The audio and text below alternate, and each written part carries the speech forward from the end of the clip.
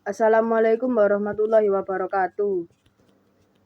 Saya di sini akan mempresentasikan tugas 1 dan 2 dalam pelajaran informatika. Informatika adalah merupakan bidang ilmu yang berisi studi, perancangan, dan pembuatan sistem komputasi, serta prinsip-prinsip yang menjadi dasar perancangan tersebut. Dan ada juga computational thinking. Computational thinking adalah metode menyelesaikan persoalan dengan menerapkan teknik ilmu komputer. Tantangan bebas menyajikan soal-soal yang mendorong siswa untuk berpikir kreatif dan kritis dalam menyelesaikan persoalan dengan menerapkan konsep-konsep berpikir komputasional. Karakteristik berpikir komputasional meliputi hal-hal berikut. 1. Mampu melakukan identifikasi, analisis, dan implementasi solusi dengan berbagai kombinasi langkah atau cara serta sumber daya yang efisien dan efektif. 2. Mampu memberikan pemecahan masalah menggunakan komputer atau perangkat lain. Dan 3. Logika dalam mengkelompokkan dan menganalisis data. Dan ada juga dekomposisi. Dekomposisi adalah proses memecah masalah yang besar atau kompleks menjadi masalah yang lebih kecil. Adapun langkah-langkah dalam dekomposisi sebagai berikut. Yang pertama, mengidentifikasi masalah utama.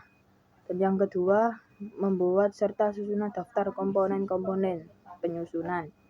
Dan ketiga, membuat serta susunan daftar bagian-bagian kecilnya. Dan keempat, membuat rencana dalam menyelesaikan masalah tersebut sesuai urutan. Dan yang terakhir, kelima, menyelesaikan setiap bagian-bagian kecil hingga ke detail. Algoritma. Algoritma adalah sekumpulan instruksi untuk menyelesaikan permasalahan. Instruksi ini merupakan urutan sekuensial yang akan dilakukan suatu tahap ke tahap lainnya.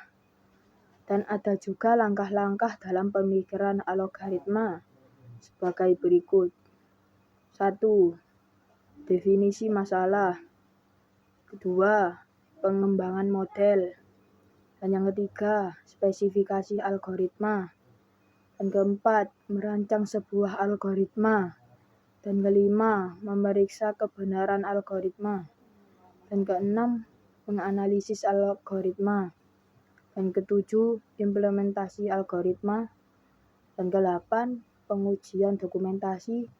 Dan yang terakhir, persiapan dokumentasi.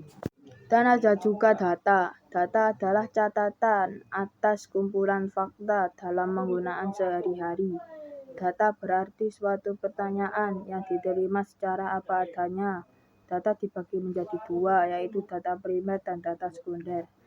Data primer adalah data yang didapat dan dikumpulkan langsung dari objek yang diteliti orang atau organisasi yang melakukan penelitian. Contohnya, data hasil kuesioner terhadap responden dan data hasil wawancara langsung. Dan data sekunder adalah data yang diperoleh dari pihak atau sumber lainnya yang telah ada. Contohnya, data sensus penduduk dan data penyakit kanker yang dikeluarkan oleh WHO.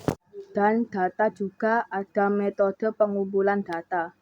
Metode pengumpulan data adalah teknik atau cara yang digunakan untuk mengumpulkan data di mana metode menunjuk pada suatu cara sehingga bisa diperlihatkan penggunaannya melalui angket penelitian, wawancara, observasi, dokumentasi, pengamatan, dan sebagainya. Dan di sini kita membahas sistem komputer. Sistem komputer adalah kumpulan perangkat-perangkat komputer yang saling berhubungan dan berinteraksi satu sama lain untuk melakukan proses pengolahan data, sehingga dapat menghasilkan informasi yang diharapkan oleh penggunanya. Berikut beberapa jenis komputer berdasarkan ukurannya dan berbagai keunggulan yang dimiliki. 1. Superkomputer. Superkomputer adalah komputer yang dirancang untuk memproses data yang besar, sehingga data-data tersebut bisa diproses dengan cepat dan menyimpan banyak data yang berukuran besar.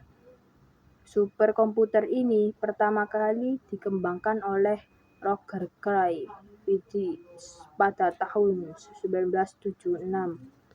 Yang kedua, komputer mainframe. Komputer mainframe adalah komputer yang dirancang agar bisa digunakan secara bersamaan. Meskipun mengerjakan suatu yang berbeda, komputer mainframe dapat menjalankan prosesnya secara bersama-sama. Oke, terima kasih telah menonton video saya hingga selesai.